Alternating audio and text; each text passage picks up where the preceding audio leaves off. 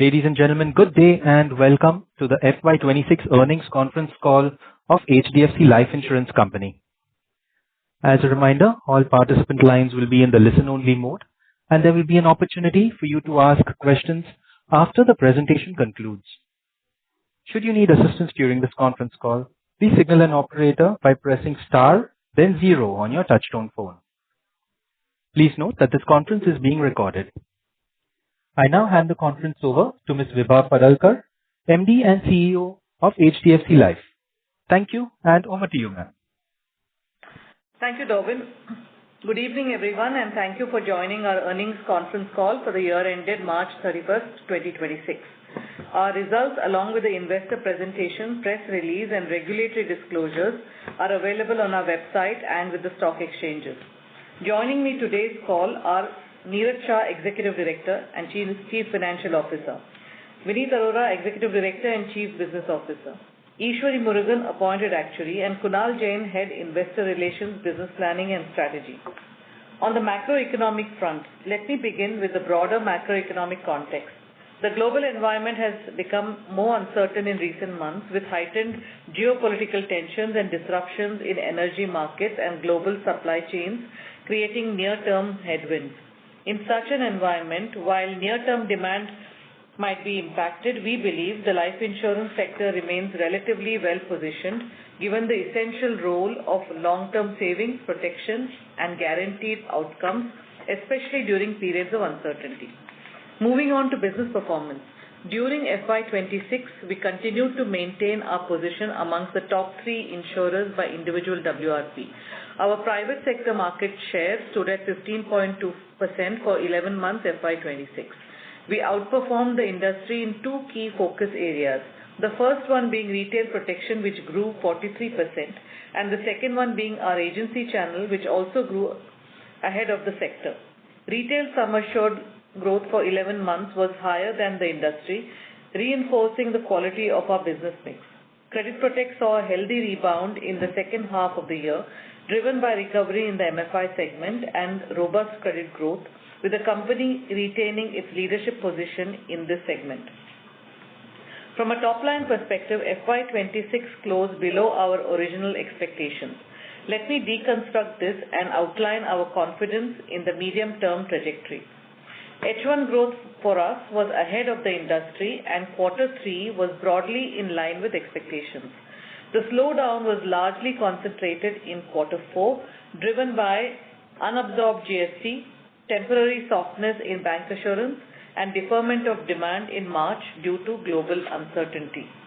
However, our proprietary channels bucked the trend, delivering a healthy growth of 15 to 16% in Q4 as well as in FY26, and we thus delivered a full-year individual APE growth of 7% year-on-year.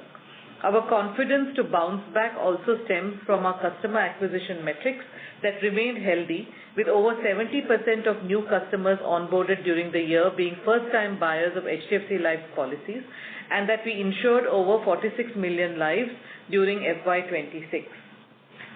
Next, on product mix, our individual APE composition for FY26 was unit-linked at 44%, non-par savings at 18%, participating products at 25%, term at 7%, and annuity at 5%.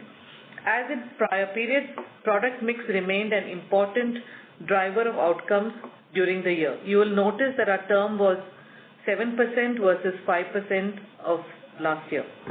Unit-linked demand remained resilient through most of the year, supported by customer appetite for market-linked participation. Importantly, the quality of our unit-linked business continues to improve, with higher protection multiples and better rider attachment supporting margins. The 13-month persistency over the past 2 years has also improved. Both these metrics remain a deliberate strategic focus for us. At the same time, non-par demand was softer than our expectations. We have maintained pricing discipline in this segment, and while this has had a near-term impact on volumes, it positions us better from a long-term value and margin standpoint. We have undertaken selective product refinements to improve competitiveness, and with a more favorable yield curve environment, we expect non-par savings to gradually recover. Protection was a clear highlight during the year with a growth of 43%, supported by lower prices post GST and a strengthened product portfolio.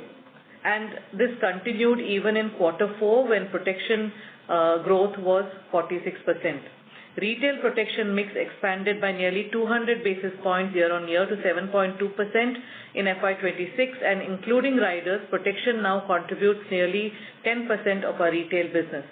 We also saw an improvement in ticket sizes post GST, with customers opting for higher levels of sum assured.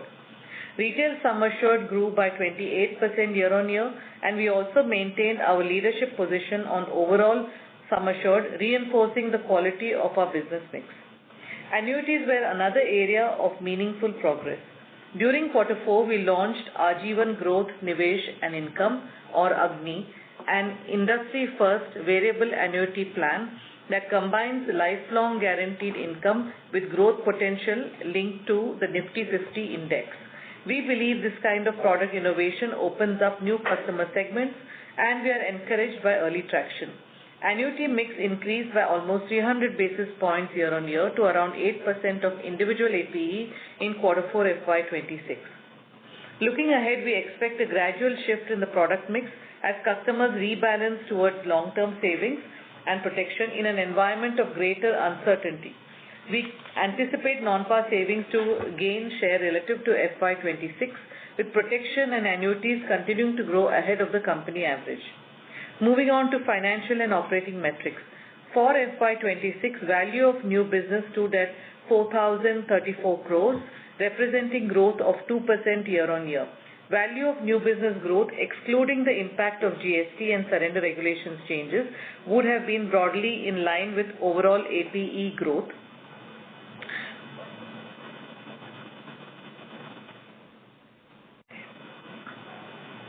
New business margins for FY26, excluding impact of GST and SSV, would have been flat at 25.5%. Post GST and SSV impact, they were at 24.2%, a decline of 140 basis points versus FY25. This margin drop was driven by 3 key factors. First, the impact of GST and surrender value of 130 basis points. Second, the fixed cost absorption impact of 90 basis points arising from softer than expected top-line growth, particularly in quarter 4. And third, 40 basis points on account of strengthening of the persistency assumptions in line with the experience that we had disclosed in quarter 3. I'm happy to share that our experience in quarter 4 on persistency was better than what we had mentioned in quarter 3. These 3 negative items were offset by a better product profile that contributed 120 basis points. On GST, the headwind on margins has been moderating in line with our guidance. The impact in quarter 4 was approximately 110 basis points, and we expect this to taper off further and be largely neutralized as we move into FY27. At a product level, underlying margins remain supported by improvements in product profile, including higher protection and annuity contribution and better rider attachment. The annual assumption review was undertaken in quarter 4, as has been the past practice, which makes the YOY impact of 40 basis points more visible in that quarter. From a structural standpoint, the key levers for margin improvement remain intact. Continued growth in protection, higher rider attachment, recovery in non-par savings, further enhancement in ULIP protection mix, lower fixed cost per policy and operating leverage as growth normalizes. Based on these factors, we expect margins to improve. Renewal collections saw steady growth at 15% during the year, reflecting the continued stability of the in-force book. On persistency, the 13-month ratio moderated by 200 basis points during the year, broadly in line with the evolving business mix. As mentioned in quarter 3, this was driven by specific cohorts and does not reflect a broad-based shift in portfolio quality. We have taken necessary actions, as I had mentioned, and we are pleased to share that trends have stabilized in quarter 4. The 61st month persistency remained robust at 64%, improving by 100 basis points year-on-year, reflecting the continued strength of the long-duration savings book. Embedded value stood at 62,139 crores. Operating return on embedded value for the period was 15%, and this would have been 15.4% on a normalized basis. Profit after tax for the period stood at 1,910 crores. PAT excluding GST and labour code impact would have shown a growth of 16%. The board has recommended a final dividend of 2.10 rupees per share in line with our payout policy, aggregating to a payout of rupees 456 crores. Our solvency ratio stood at 177%. While we await clarity on the transition timeline to the risk-based solvency framework, we have taken board approval to raise up to 1,000 crores by way of a preferential issue to our parent HDFC Bank. This will add 900 basis points to our current solvency. Over the medium term, the move towards a risk-based solvency regime should ensure better alignment of capital with underlying risks and is likely to be beneficial for diversified franchises such as ours. Moving on to distribution highlights, the ongoing build-up of our agency channel was a strong story for the year. Agency grew ahead of the company by 500 basis points, maintaining a strong protection mix. The channel is now beginning to deliver the returns on the multi-year investments we have made in branch expansion, talent acquisition, and investment in bespoke products and training, and this has helped improve our relative positioning within the industry.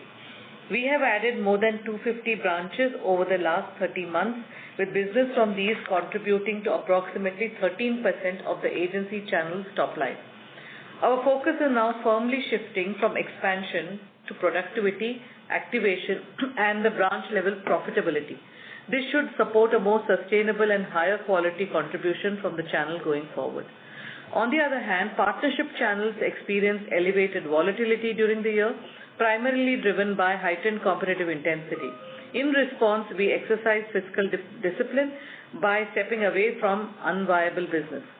Overall, while near-term growth has been influenced by the factors discussed, we believe our focus on continued investments in distribution, product competitiveness, partner engagement, and pricing discipline positions us well to deliver more sustainable and profitable growth as the environment normalizes. Moving on to regulatory and industry developments. The industry continues to evolve in a direction that supports greater transparency, stronger conduct, and more sustainable long-term growth. We view the transition towards Ind AS-based reporting as a positive structural development. Over time, this should enhance comparability, improve market discipline, and further align business models with long-term value creation. With respect to Ind AS, we have approval from our board to seek forbearance for FY27. We will be applying to the regulator and are working towards full adoption from FY28. We believe this approach allows for a more calibrated transition, both operationally and from a reporting standpoint. Overall, the direction of regulatory evolution remains constructive, and we believe well-diversified and disciplined players are well positioned to operate effectively within this framework.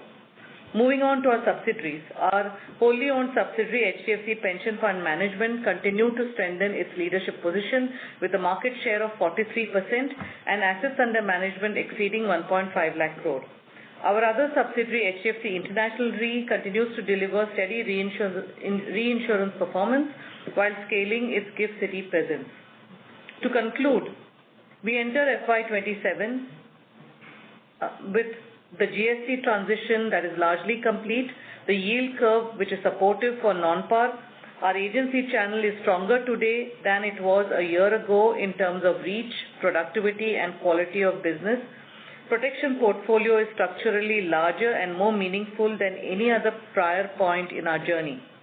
As a result, our embedded value continues to reflect the compounding strength of a high-quality in-force book.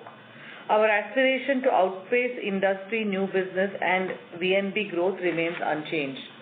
For a more detailed discussion of our performance and outlook, please refer to the investor presentation. We will now be happy to take your questions.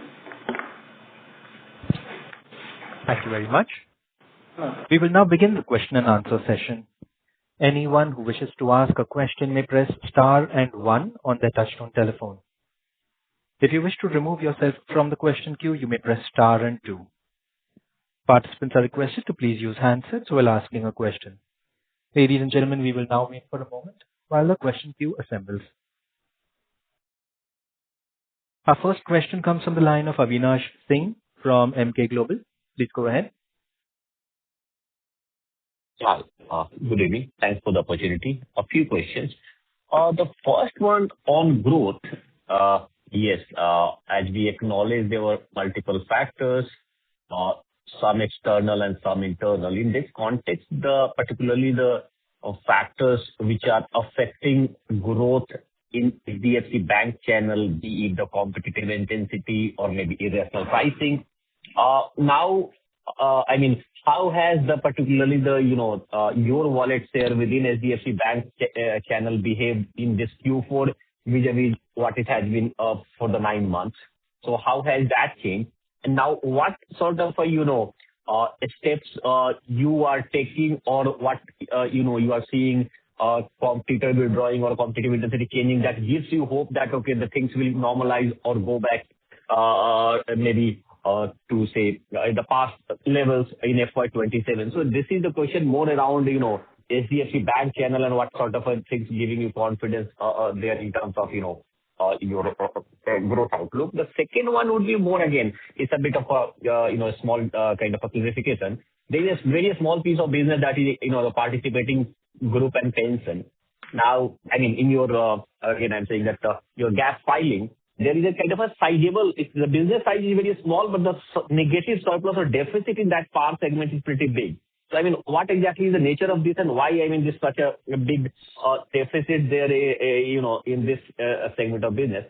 And lastly, again, related to this, yes, the back book surplus is going kind of in an impressive way. Even this year, it's a kind of 14%.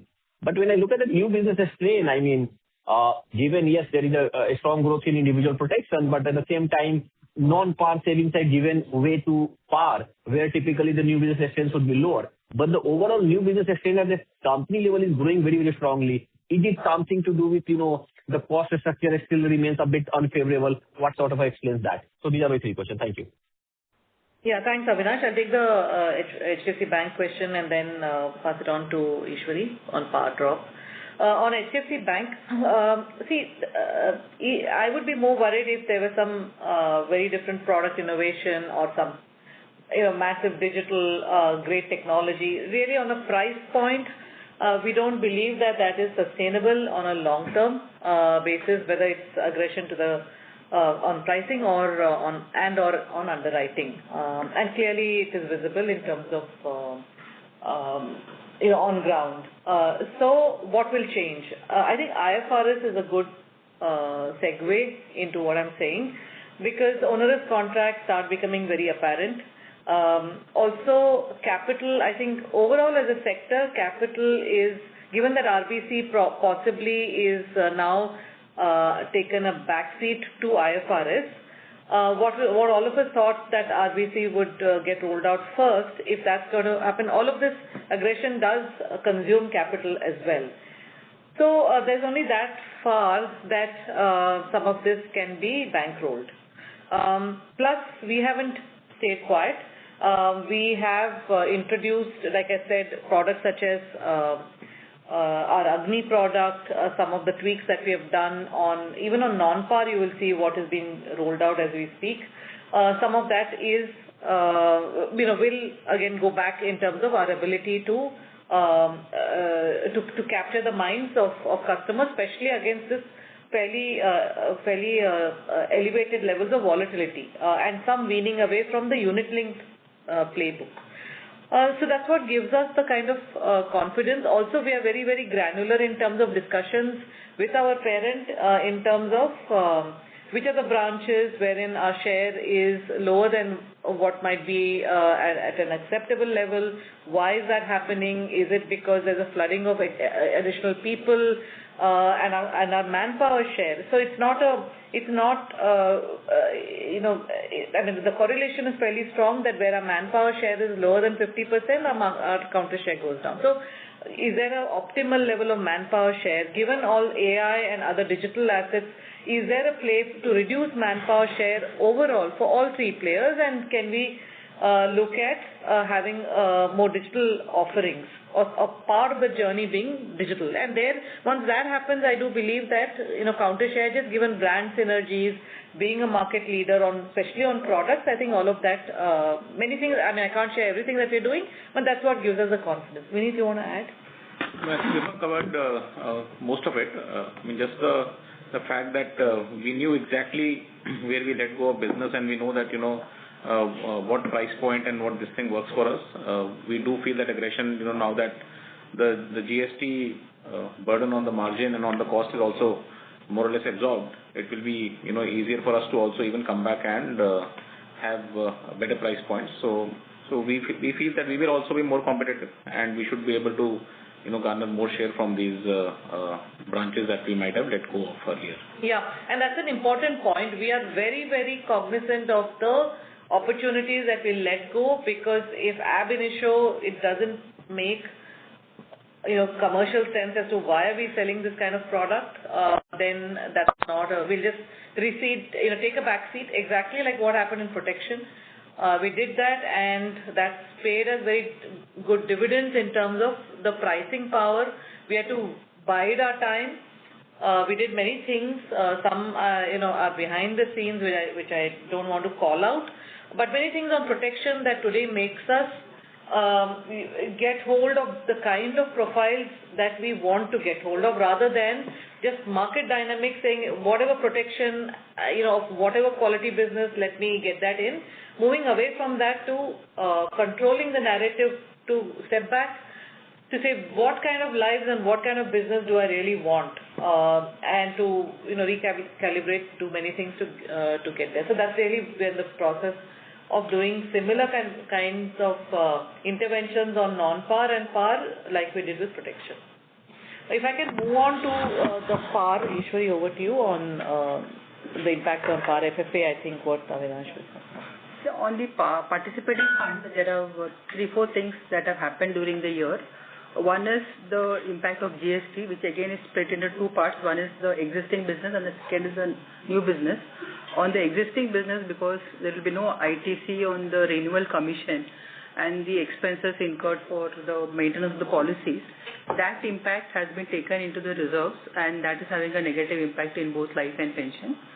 On the new business as well, because there is no ITC on the GST, that has been absorbed, given that we are still looking at the design and the pricing of the par products in the context of the new GST law. So this has been an impact, as we will take some time to transition to the new products. The third is, given the changes to the surrender value regulations from October 24 onwards, for all the participating policies, regardless of whether they are going to surrender or not, we hold a surrender value reserve, which is also increasing the prudence. Some of this will get released into the FFA going forward, but it has been a one-time impact, all coming together in the same period. That's why we see a deficit in the participating fund. And we have plans to start contributing back to par FFA to grow that over the next couple of years. We will be looking at all the structures to see what is the optimal structure to maintain the fund at the optimal level, aiding growth as well as the existing business. Yeah. On the back book surplus, the EB surplus is shown by lower amount, again due to the same reasons. We have allowed for the loss of input tax credit on renewal commission and maintenance expenses on all lines of business. That has resulted in a lower EB surplus growth. On the new business, yes, the new business strain should have been lower, given that we have done lower non-par. But if you look at the growth in protection business and the credit product business, that has resulted to a higher strain. And also on the unit linked, we are writing with higher multiples and also higher rider attachments. That has got a higher reserving requirement, and all of these have resulted in the new business strain growth being higher than the earlier years. Okay, got it. Just counter share in GST impact is there in both the new business and EB. That is also one of the reasons for the new business strain being higher. So just to summarize, GST impact and a good problem to have in terms of protection. Yeah. We have counter share in HDFC Bank, in Q4 versus 9 months. So, go ahead. I don't have it. Market share in HDFC Bank in Q4 was lower than what it was in 9 months. And clearly, I mean, for the reasons we have articulated already, we know what the reasons were. And we are completely in control of, what we can do going forward. Okay, thanks. Thank you. Ladies and gentlemen, in order that the management is able to address questions from all participants in the queue, you are requested to please restrict yourselves to 2 questions only. You may rejoin the queue if you have further questions. Our next question comes from the line of Suresh Ganapathy from Macquarie. Please go ahead. Yeah. So, Vibha, again, somewhat indirectly related to the first question itself. In FY23, if you were to make a business projection of your VNB growth, you would have said 15% plus CAGR, right, for the next 3 years. I'm looking at FY26 number, your CAGR has been just 3% over FY26 or FY23. So it's actually not grown at all in 3 years' time. I'm sure you were not expecting this kind of an outcome. I know there have been a lot of changes, but unfortunately, the regulator is still talking about some commission cap. So many things are happening. Are you confident that, with the GST cut, whether it is protection, the next 3 years will not see a single-digit VNB CAGR? Yeah, so let me just walk you through. First, I'll give you the CAGR, but FY25 to FY26, Suresh, FY25 we were at 25.6, right? And if I were to back out GST and SSV, the surrender value impact, then my starting point would have been 24.3%. Against 24.3%, I was flat at similar kind of a number, 24.2%. Now, to your more philosophical question that what kind of, because of 3 very large ticket things that have happened, which is starting from the 5 lakh and above being taxed, followed by surrender charges, followed by GST, business model changes have happened unfortunately with alarming regularity and fairly material. Now, what gives me the confidence? I have high level of confidence in the medium term. However, here and now, in 1 year or so, a little bit more difficult to say, just as any business plan. However, the growth over the 4-year period of 1.8x to 2x, I think that is still something that we will be gunning for. If there is any, I think in terms of conversations, I think the only large ticket conversation in the media has been, will something happen on distribution architecture? If that happens, I'm very confident that yes, medium term, immediate, like all the other disruptions I've talked about, there could be, will we come out of it? Absolutely. I have no doubt in my mind that it will come. So, to summarize, on a normalized 3-year VNB CAGR would be around 9-10%, and there I'm adjusting about 1,000 crores between this FY23 and the GST impact in FY26. So that's the kind of that is something. Yeah, but then Vibha, even if I were to adjust for that, that is still way below your industry standard, right? If I look at FY10 to 22, 21, you were the bellwether and the industry benchmark. All said and done, even normalizing for that, your growth has been weak, your VNB growth has been weak, and competition is not going away. People are going to be aggressive. There is no compulsory listing. So we are in a tough industry in a way, right? Both from a competition angle as well as from a regulatory angle. No, so on competition, again, I feel like I mentioned with Avinash, the earlier caller, that with IFRS, Suresh, it's going to dramatically change the way and bring discipline into way. It's a proxy for listing in a way. Because, listing or disclosures, unfortunately, if I was a bank, then, most of my competition is listed and there's that much aggression that will be contained. While, exactly like you mentioned, that's not the case now. But IFRS, regardless of whether you're going to be listed or not, there are going to be segment level and even further, more nuanced disclosures that will very clearly show ab initio what are the loss-making or onerous contracts, what did one price for and what actually you're trending for. So this is going to be a huge, I would say, tectonic change in how companies look at their business. Now, a promoter might decide to ignore that. That's their prerogative. But given that these promoters have invested for many number of years, I'm sure they're wanting to see returns at the end of that patient capital. So I feel very enthused. It might not happen in FY27 because of most companies asking for forbearance, but certainly a year down the line, it should happen. And if disclosure is going to happen in FY28, then I'm sure companies will start thinking as to, at least internally looking at what their numbers are going to see. We're also seeing positive trends in protection. We went through the same story on protection and irrational competition and so on. Happy to share that kind of irrational competition has started seeing some tempering. And that's why you can see our growth being right on the top as far as the industry is concerned on protection. Expecting the similar kind of some level of restraint happening on other parts of savings as well. Neeraj, you want to add anything? So just maybe step back a little bit. You spoke about a period from 23 to 26. Unfortunately, both the opening as well as the closing year had a lot of distortions, as we spoke about. If you were to just dial back one period from, say, FY20 to FY24, the number is fairly healthy at 15-odd%. You go one period before that, it is in a similar kind of a zone. So the thing is, we're looking at a long-term business, building it from a 3 to 5 year perspective.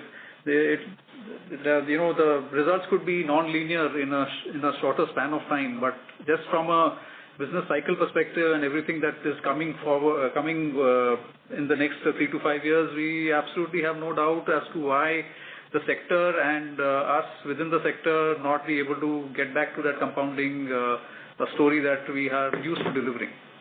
So no real structural issues that we see, whether it's in terms of the relevance of the products, customer demand, as well as just the overall operating environment. Suresh. Yeah. So just one last question on Vibha, your tenure and the IRDA rule, a bit confusing. Can you just clarify when it ends? Is it a 15-year rule applicable to you? What is the thing? Can you just clarify on that? Yes, so Suresh, like I mentioned earlier also, when these regulations came in 2023, we had written to the regulator and we had received clarification then that the 15 years starts from when I became the CEO, MD and CEO. My tenure, this current tenure ends in September of this year, and the board will take a suitable call closer to that date. And you're 5 years, right, 6 years into the CEO tenure, right? No, I will be completing a term of 3 plus 5, so 8 years by the time I finish in September. Okay, so logically speaking, another 7 years left. As per the IRDA, obviously the board will take a call, right? Is that the interpretation? The interpretation is that 15 years is from when you get into the saddle as MD and CEO. That is what we had received clarification when we wrote to them in 2023. Okay, but this is not cast in stone. I'm saying, can the regulator change their mind is what my question is. I think that will be a question for the regulator, Suresh. Okay, sorry. Thanks so much, Vibha. Yeah, thank you. Thank you. Our next question comes from the line of Madhukar Ladha from JP Morgan. Please go ahead.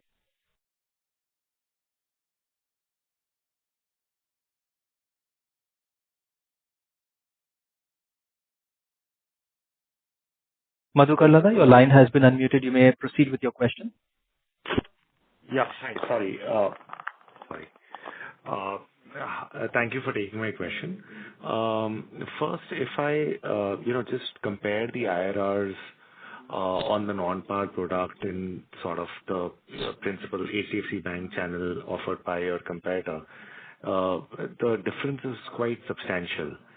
Now, what I wanted to understand is if you were to sort of reduce or if you were to offer higher IRRs, what would be the impact on your margins? I mean, why can't we sort of offer a more competitive product and capture that counter share. So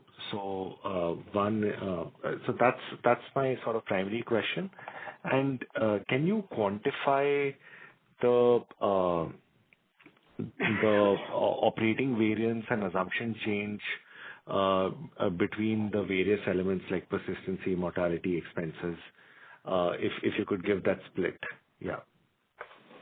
Yeah. So on the question of IRR, basically there are two things here. One is that, like you rightly mentioned, in certain categories and variants of products, the difference is fairly substantial. And since we introduced this category to the market 6 or 7 years back with multiple product innovations, the easiest thing to do is to offer a rate. So if we could offer a rate which is the highest in the market at the economics that are making sense to us, we would have done that, like you rightly said. So if we are not doing that, it basically tells you that the dilution on the economics is not acceptable at the prevalent rates that some of the peers are choosing to offer. The equally important thing is that given our position in the market, if we end up doing something which is, let's say, very aggressive or irrational, it unfortunately vitiates the entire environment and it forces peers to do the same. So then you get into a downward spiral from which, the industry will never recover. So there's no point playing that game beyond a point. As we articulated earlier on the call, we are looking at things more granularly, customer segments, ticket sizes, product variants, where we may choose to be more competitive in the next, in the coming year. And that will be again at levels that will make sense to us. We've said that we want to grow faster than the industry and deliver VNB growth in line with that. So if we have to make trade-offs, sensible trade-offs between profitability and growth, we'll definitely do that. But provided it's within a certain, boundary conditions which really make sense from a medium to long-term perspective.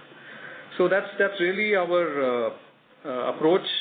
We don't see this to be a challenge from a medium to long-term perspective for all the reasons that we spoke about: the regulatory environment, movement to IFRS, risk-based capital.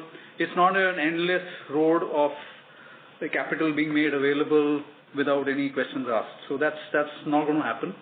Given that situation, I think things will stabilize. We gave the example of protection. The same kind of story panned out a few years back.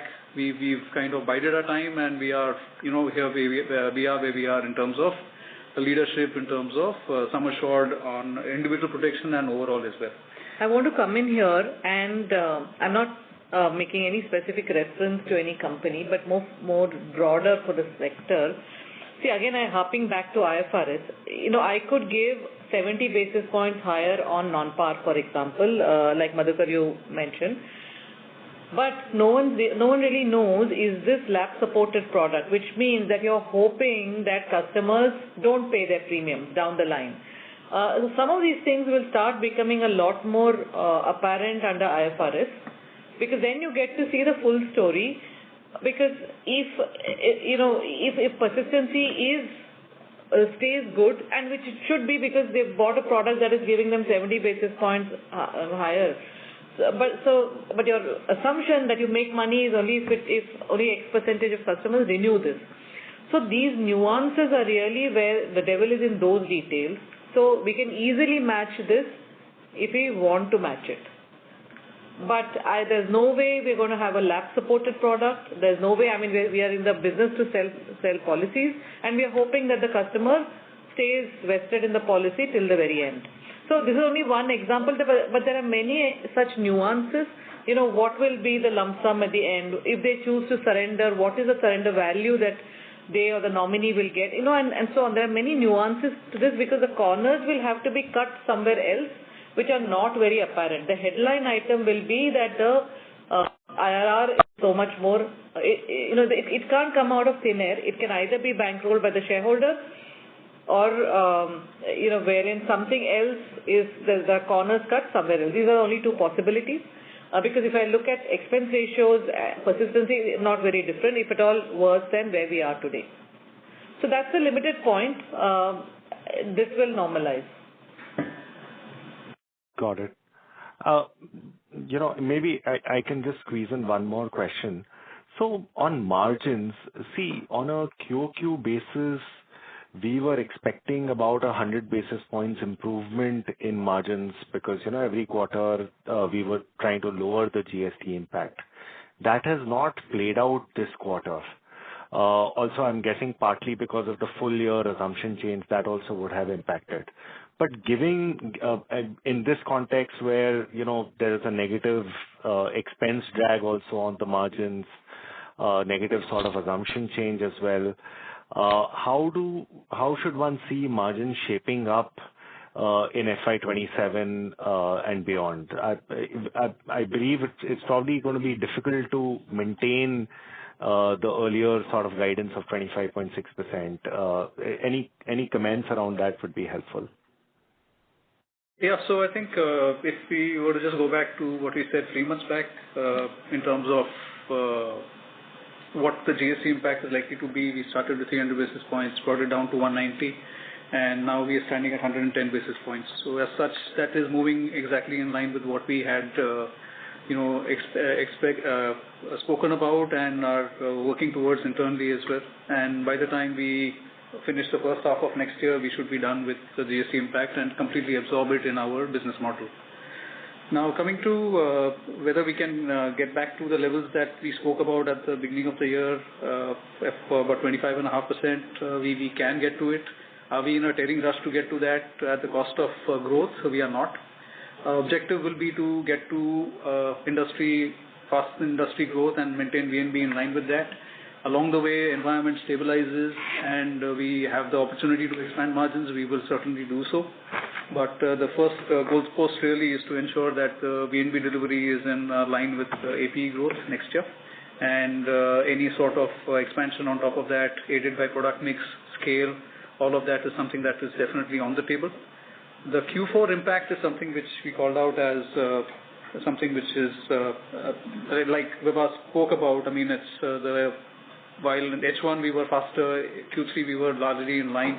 Q4 was certainly slower than where we want to be, and that's the impact that we need to absorb, and we will as the growth normalizes. So we're not too concerned about the additional impact that we saw in Q4 on VNB growth and consequently on the full year margins. We should be able to recover as the growth normalizes next year. So that's not something that we worry about as a drag getting into FY27 and beyond. If you're talking about a 3-year perspective, clearly there is room for margin expansion, but again, it's going to be measured. As some of our investments now start becoming more and more bearing fruit in terms of branch productivity, as well as our expenses on the technology front, all of these are expected to increase productivity, efficiency, and better risk management. With that, margin expansion is something that we should absolutely gun for, with protection becoming larger and larger part of our business as we go forward. Yeah, and just to summarize, if you see slide 13 of our investor presentation, is exactly what Neeraj mentioned, that in our, if I ignore the GST, the one-time GST and surrender charge impact, we were very close to the same 25.6 of last year. And the drop is only because of these items. So it was almost like margins were being held, and the starting point is anyway 25.5.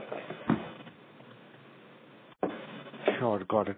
And the assumption change and variance breakup, if you could give that. The assumption change is mainly on the persistency. The 13-month persistency dropped during the year, and this has been reflected in the assumptions, both in embedded value and new business. So it's mainly coming from persistency, and that is 13-month persistency.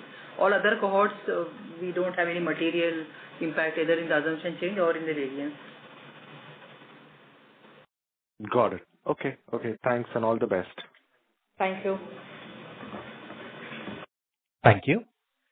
Our next question comes from the line of Dipanjan Ghosh from Citi. Please go ahead. Hi, good evening. So, few questions from my side. First, in terms of the banker channel and more specifically on the non-HDFC banker channels, Just wanted to get some sense of, what's the direction or strategy when you kind of think of this channel? Is it more growth focused, or do you think, the focus will be on more VNB counter share at these channels? And, from the next 2-year perspective, if you can give some color on that. That's the first question. The second question is on the product pipeline, and this is more in line with also the Agni product that you have launched. Wanted to get some color. You mentioned that there has been strong traction initially. If you can kind of quantify or give some color around that. And also in terms of the refinements on the non-par products that you have done, if you could kind of elaborate on that, and the product pipeline alongside on the non-par and annuity side. I mean, if you can kind of sum it up. Yeah, I'll take the question on the non-H banker channels.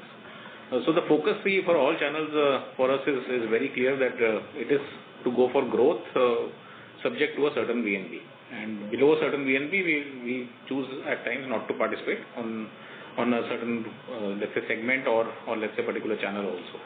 So the focus remains same across channels, and that's the reason why you would see that certain parts in Q4 we did slow down in certain channels. So that I think remains consistent across channels. And same is the reason why you see a higher focus on our agency and the proprietary business where we have seen faster growth coming in. So, products depends on a couple of things. One is Agni was basically the first variable annuity product that was introduced, and that's absolutely contributed to our share of annuity mix increasing meaningfully in this period. And it was launched towards in the last quarter, so we expect that to become a full stream product going into FY27 and beyond. And as we understand more of the product category, we would want more potential for innovation in this category as the regulator allows us to use more instruments that will enable a better customer proposition while we manage our risks appropriately. It's a win-win from a customer perspective for anyone who is reasonably affluent. We've launched this product at a ticket size of 25 lakh and above to ensure that the customer clearly understands what they're buying, and it's not a completely guaranteed product. It's guaranteed up to a point after which the customer participates in the upside because of the asset allocation that we're able to do in the product. And that is something that we believe is here to stay from a customer who is reasonably affluent and savvy and is not dependent on the entire annuity stream to maintain monthly expenses. So that was really the thought process behind it, and there'll be a lot more to come in this space. As far as non-par savings is concerned, I think a few things that we are basically looking to add to our flagship Click to Achieve series, and a large part of it is to do with giving more flexibility to customers, looking at customer segments a little more granularly to see what we can do in terms of affording more options to customers as well as getting more competitive. And over a period of time, as the asset side of the market develops, there'll be more options that will kind of come through in each of these categories. So I guess a lot of things will be happening behind the scenes, which is just ready to take advantage of a more favorable interest rate environment as we step into 27. And the volatility on the equity side so far has not really dampened unit-linked demand. But we'll wait and see how that kind of goes on as we go forward. Asset allocation is currently unfortunately out of fashion, but that's something that we expect to normalize in the next 12 to 24 months. When that happens, with the suite of products that we have and more in the pipeline, we expect the category to do extremely well. Thanks, Vijay. Just one small follow-up. This variable annuity product propositions, how are the margins in these products compared to in this company level margins? They'll be higher than company level margins. Got it. Thank you and all the best. Thank you, Rupinder. Thank you. Our next question comes from the line of Shreya Shivani from Nomura. Please go ahead. Thank you for the opportunity. My first question is a couple of questions on the EV walk, EV and VNB walk, basically. So shouldn't the GST and labor code impact be an assumption change because it's a permanent change rather than a variance? Also, comparing to one of your peers, there is no impact of the yield curve movement on your VNB walk. What is the thought process behind this, if you can explain that? And has the persistency assumption changes caused a sharp movement in your persistency sensitivity from your sensitivity analysis table? These are on my EV walk. Just one question on the growth outlook on the competitive landscape, etc. To Vibha. I mean, one way of dealing with the competitive landscape is obviously what you're doing, going granular and trying to find a different kind of pricing for your products, etc. However, expanding beyond our obvious markets, expanding into deeper pockets or markets where only few players operate, isn't that something which we would be focused on from a longer term period, not for FY27, but if I ask you about next 5 years, shouldn't that be one of your strategies, knowing that the competitive landscape can be quite volatile in the urban tier 1 markets? Yeah, sorry, those are my questions.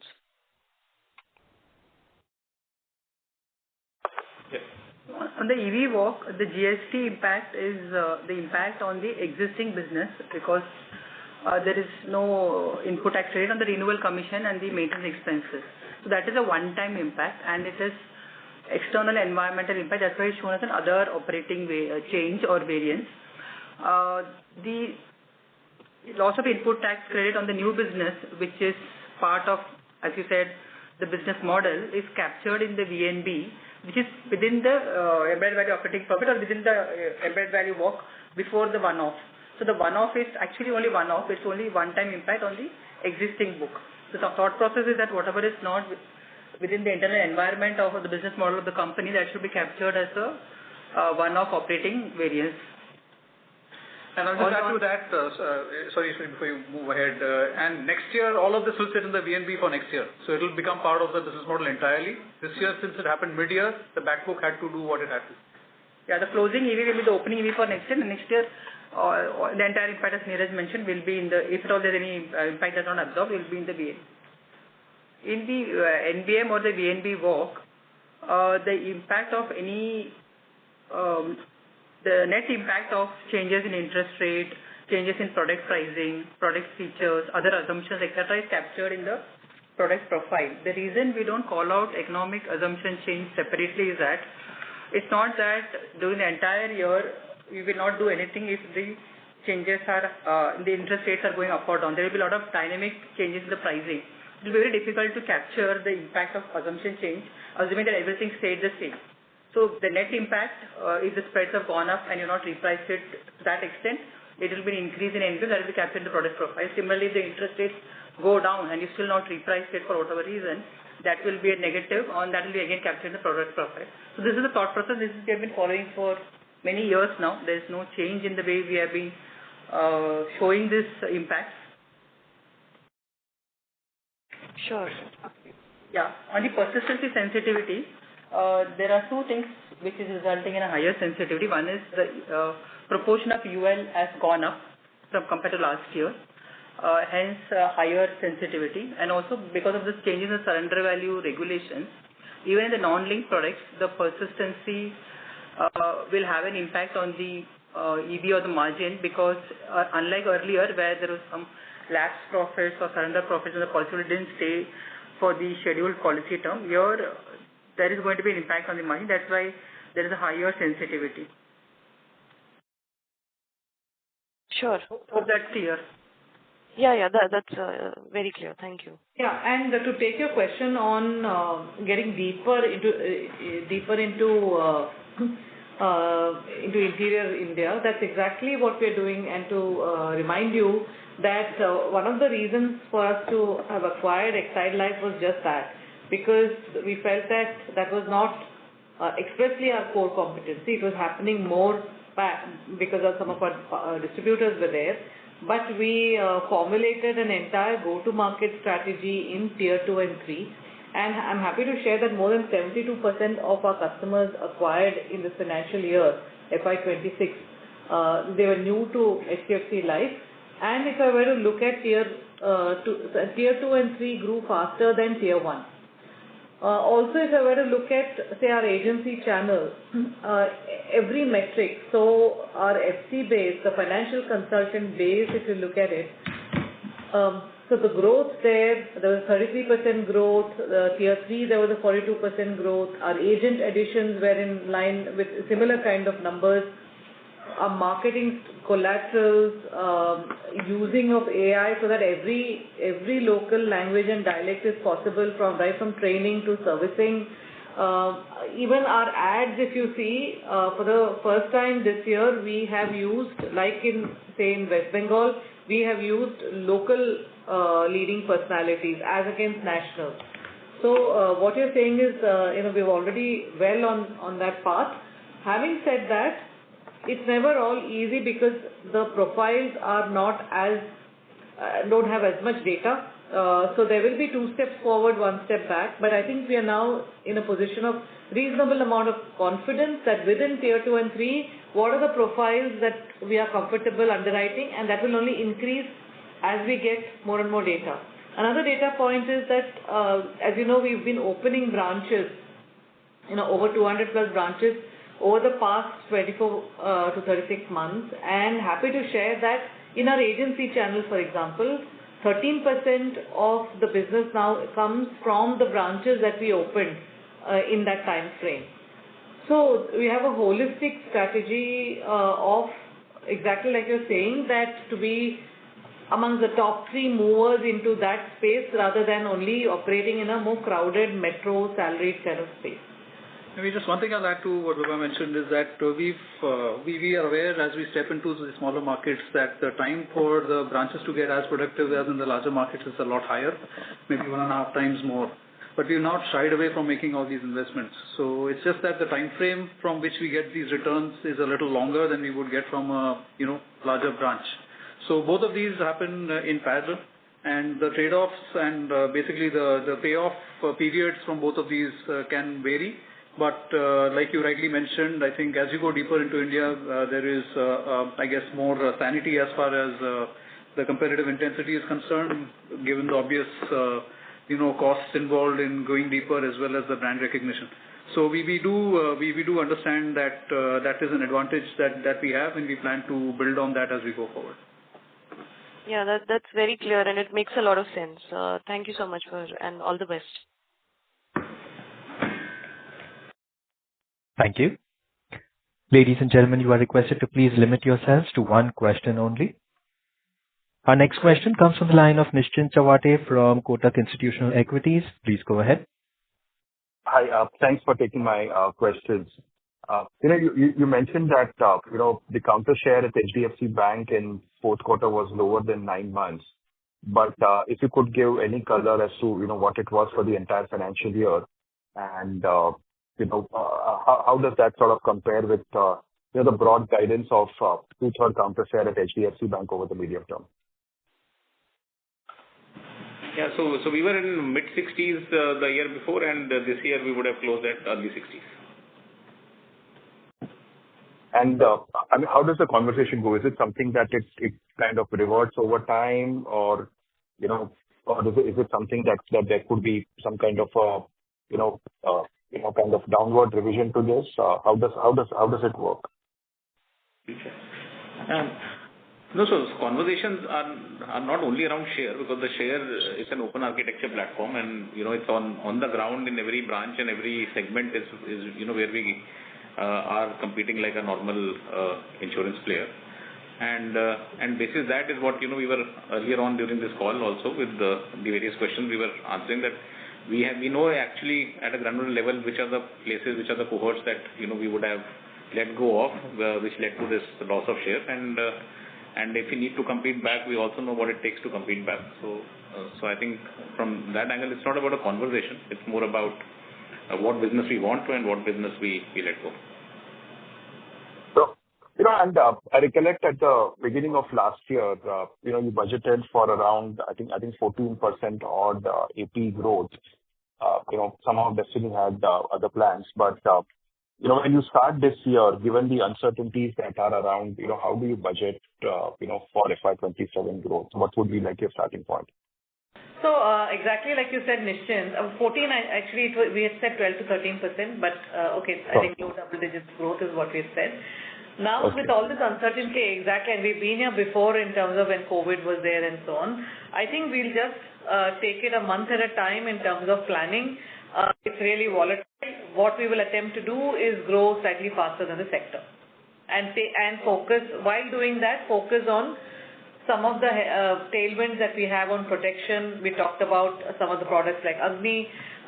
We will really focus on maximizing that tier 2 and 3 as well, the traction, because it's not as crowded as some of the other markets. So I think that's what we will focus on, rather than trying to put a number, because a number means that you're going to, you're investing resources and so on upfront. I think it's a little bit too volatile a situation. Fair enough. And just last one, do you think that this is the right environment for non-par to pick up over ULIPs, given the way the bond yields have moved, and you could probably lever up that in terms of offering higher IRRs? So I think so. Neeraj, you want to add? Yeah, absolutely. We've been waiting, Nischint, but it's not happened given, the flows continue on the equity side, which is, again, we have no problem with that. We'll take all the growth that comes in unit linked as well, given that we now have an operating model that works.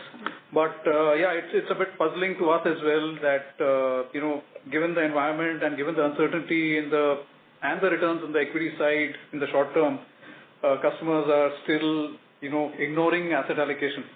So that's something which I guess, we discussed earlier, we're all ready with multiple product options for customers. And we absolutely believe this year, I think the non-par take-up should be higher than what it was last year. It's a bit puzzling why it hasn't happened already. But do you think the demand is elastic to IRRs? No, we do not believe so.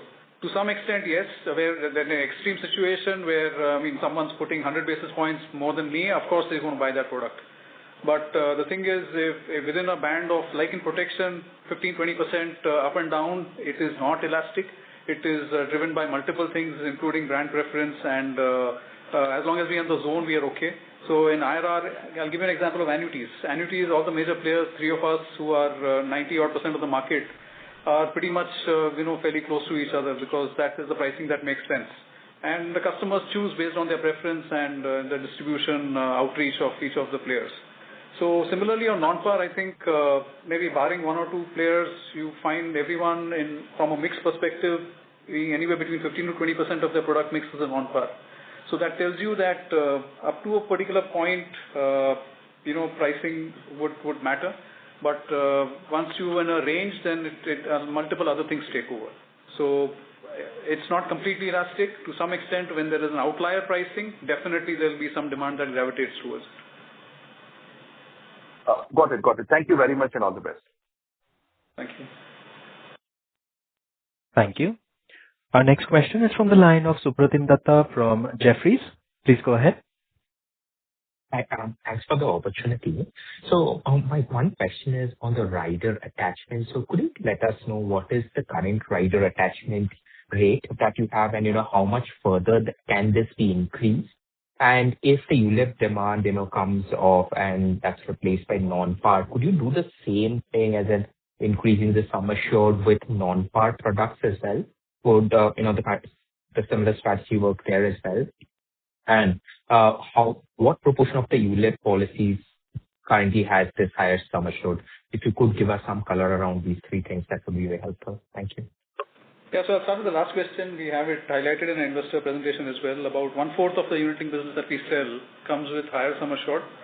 And we started our rider journey about maybe 3 years back with a lot of education internally and putting our systems and processes in place to ensure a seamless experience for customers. Even as far back as a year ago, year and a half back, the attachment, if the rider APE was less than 1% of unit-linked premiums.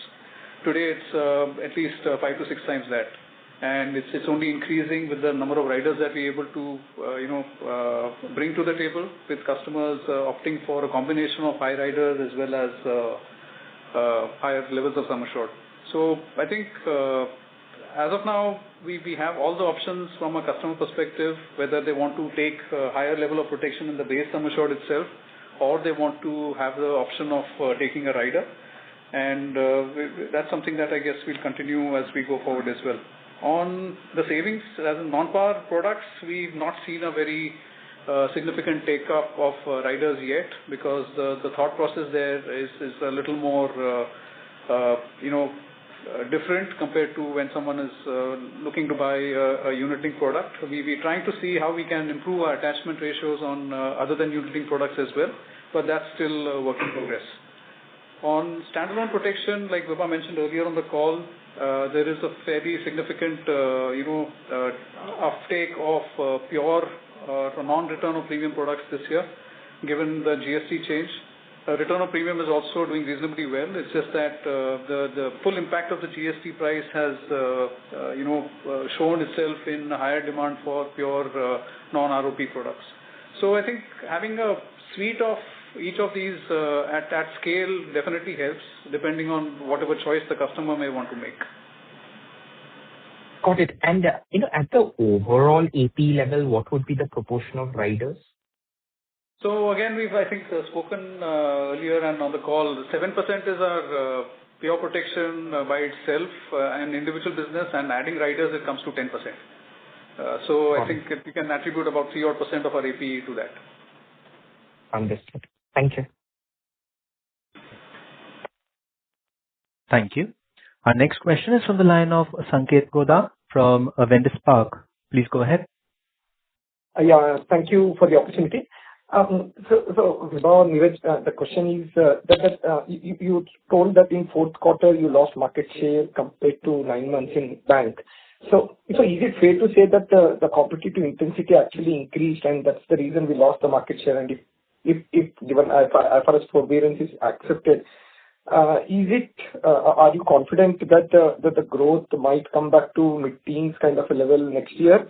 Or what are the pain has to be taken with respect to non-par unviable business? It has already been there in the current year, and on a lower base that should look little better going ahead, and therefore the mid-teen growth can come. So any color on those lines will be very useful to understand the growth trajectory going ahead.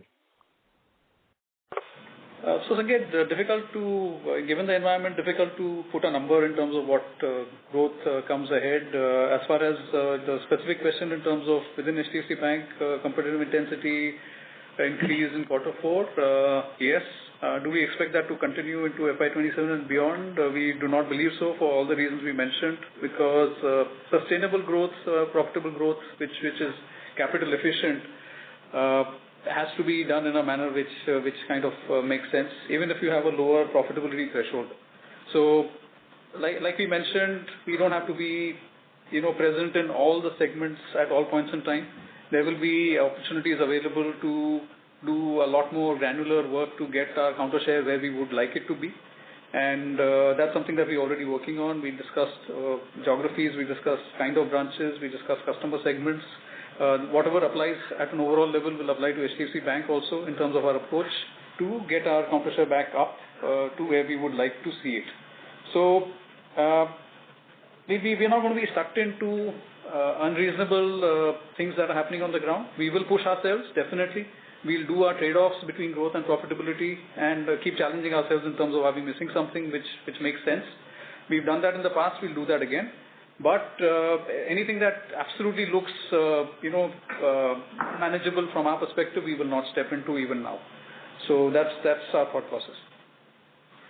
Okay, but given maybe the capital will come in and maybe subject rates, will it give a bit of little more comfort or gunpowder to be little more competitive compared to what you were in the current year? Maybe there was a border case business you chose to not to do it, but with the capital, will the thought process might change at the fringe level? So I think we will certainly see, we have enough gunpowder to be competitive, but for different reasons, not necessarily because capital has come in.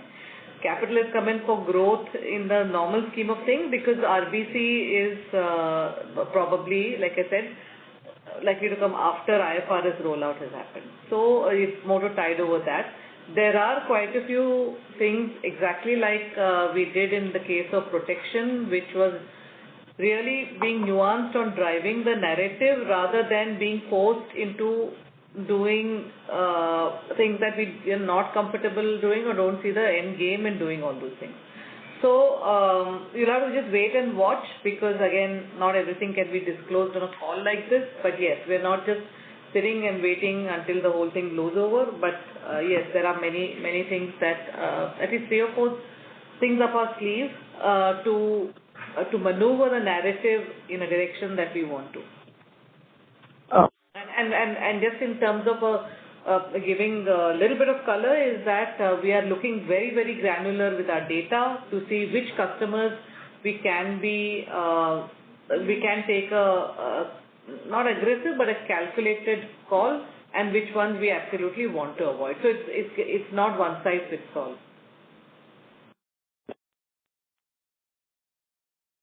Thank you. Our next question is from the line of Prayesh Jain from Motilal Oswal Financial Services. Please go ahead. Yeah, hi, thanks for the opportunity. The question is on, again, probably the HDFC Bank channel, and I think that's been something that's been discussed quite a bit.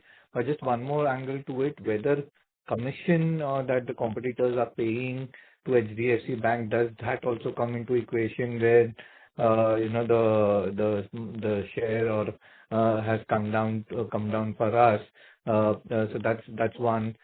Second, when you say that the capital raise will give you an additional solvency of 900 basis points, do you also build in the additional debt that you can raise via the bonds to build that in capital? And lastly, on commission regulations, if any that comes through, how would the kind of things play out with your primary partner, which is HDFC Bank? So on commissions, everything is identical over here. Yes, product mix. We do, as you know, we do calibrate product mix. So we will choose the segments in which we want to be materially present.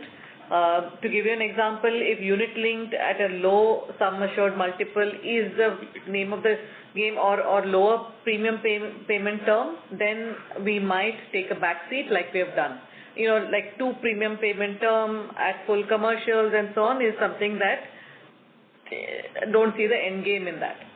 So it's not that the headline commercials are different. No, they are not. They are identical. However, it's some of the nuances of products that could vary.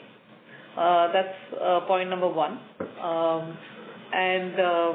As regards the outlook in terms of commission regulations and so on, I think we'll have to wait and watch. We have had, since you're asking specifically about our primary partner, it's not that we haven't been having conversations on what if scenarios, and they're fully aware, and they also sit at the board, so they're fully aware of many different possible scenarios, and what might be viable, what might require tweaks to business model and so on.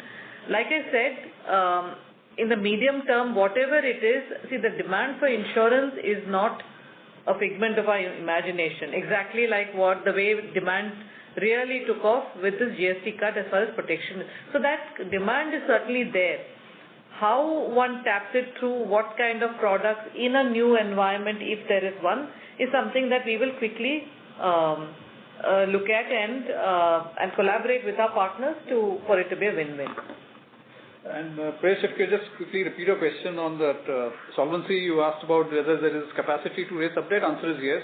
We could raise on the back of 1,000 crore of equity, we could raise 500 crore of update, which will give us an additional 4%, as and when we believe it would be required, or we want to just exercise that option. Was there any other question?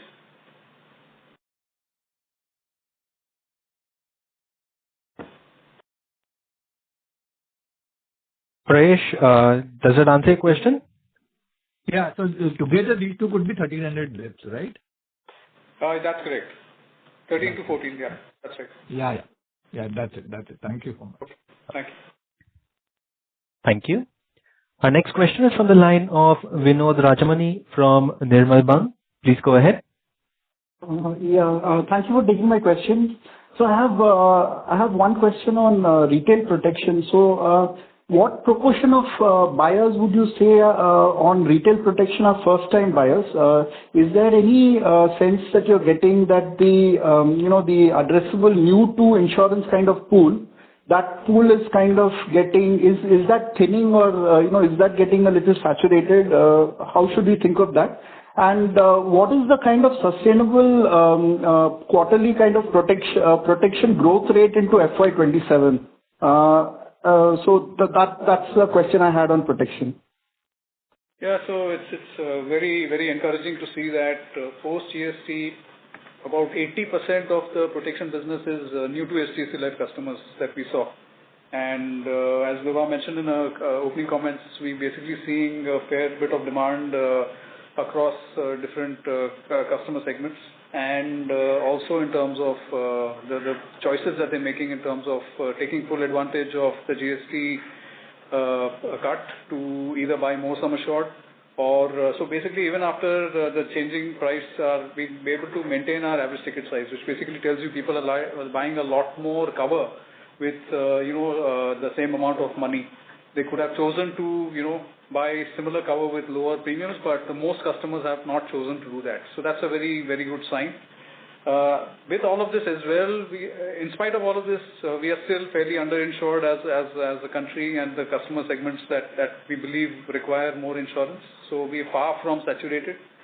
Customers are making different choices to buy protection. Some who are comfortable using the savings vehicle have these options that we discussed earlier in terms of riders or higher embedded sum assured. But a lot of young customers are taking pure protection products, and the GST change has been a fairly big catalyst there. Yeah. Thank you for that. The other question I had was on this,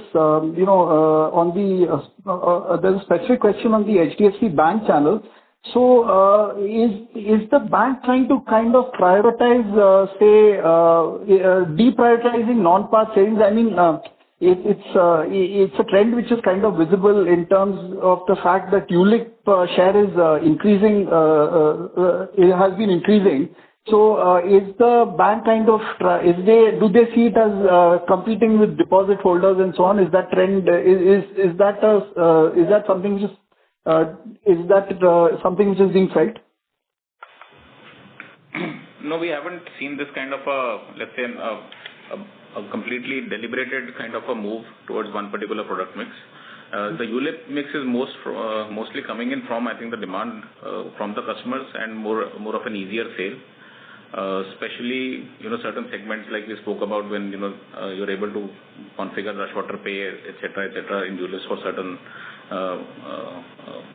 by certain insurance companies. So I think that's the reason why you've seen maybe a larger skew happening in the ULIP side in HDFC Bank.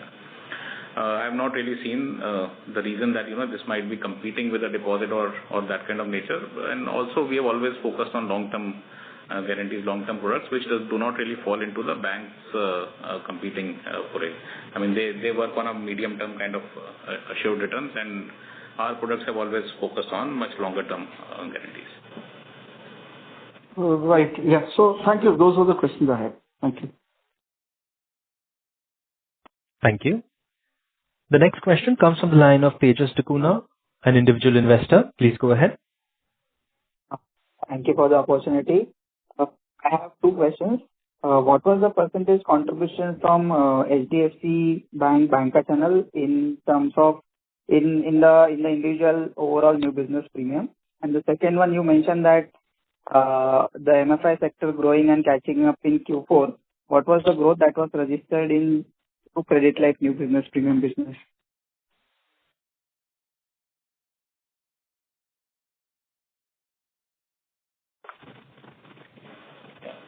So I'll first take the MFI business. So MFI, I think we saw the growth coming back in quarter four. Quarter four MFI growth, because there was also subdued base last year, was in excess of 40%.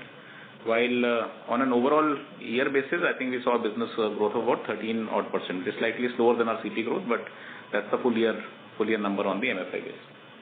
On HDFC Bank, our NBP contribution on, received premium is, I think, approximately about 40%.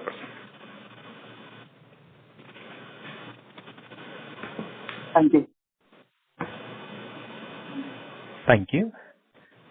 The next question is from the line of Manjeet Buaria from Samya Advisors LLP. Please go ahead. Thank you. Vibha, I had one question. Why did we not revisit our dividend policy and skip about 450 crores of dividend payout when we are simultaneously looking to raise 1,000 crores in a primary issue? See, we do have a lot of retail investors, close to 9-10 lakhs of retail investors. There are pension funds. And so it's not only for, when you look at banks, let's take that example. Banks come to the market to raise capital all the time and they pay dividends. So it's no different. It's just that in life insurance, the back book so far has largely funded normal growth. Now, protection here has been a lot higher than in the past 17-18 years that I've been associated with the sector. That's a good problem to have. However, it requires capital. So this is growth capital. If there was an issue in terms of some hole that is caused because of some inefficiencies or something like that, then maybe what you're saying could be considered. But this is growth capital, no different from any other sector, and this is business as usual as far as existing shareholders are concerned, especially the retail shareholders. I think that's how we have to triangulate. Hence, we've kept it flat. So we've tried to balance the two objectives. I understand that, Vibha, but actually, it's also indicative that the board would not want to raise primary unless we are at a fair price. And given the way our valuations have tracked over the last few years, you're indirectly indicating that, we are already at a fair price. So, ideally, you don't want to do that, right? Typically banks have raised a lot of capital, have done it much higher valuation multiples than their fair valuation multiples. But anyway, I was just curious about that. Thank you so much. Thank you. The next question is from the line of Nidhesh Jain from Investec. Please go ahead. Thanks for the opportunity. My question is on margin. So this year we had a negative impact of 110 basis points because of GST and 20 basis points of surrenders. So that should not recur next year. So should our starting margin should be higher than almost 130 basis points what we have shown in FY26? So Nidesh, the GST impact is something that we will neutralize in the first half of next year. Post that, it is completely baked into the business model, and after that, whatever delivery happens should be on that basis. So before GST, or rather, I think end of Q3, we did mention that we'd like to get back to the levels of FY25 in the 25+% range. Can we get to that? We possibly can. But like I mentioned earlier on the call, that's not something that we're going to prioritize. What we're going to prioritize is to get the growth back to the handle that we are comfortable with and deliver VNB growth at least in line with that. And if there is any potential and scope to expand margins beyond that, absolutely we will try and do that. But the priority will be to get growth back to where we would like it to be. Sure. Thanks, Nidesh. That's it from my side. Thanks, Nidesh. Thank you. As there are no further questions from the participants, I now hand the conference over to Ms. Vibha Padalkar for closing comments. Over to you, ma'am. Thank you for joining us today. Should you have any follow-up questions, please feel free to reach out to our investor relations team. Have a good evening. Thank you. On behalf of HDFC Life Insurance Company, that concludes this conference. Thank you all for joining us. You may now disconnect your lines.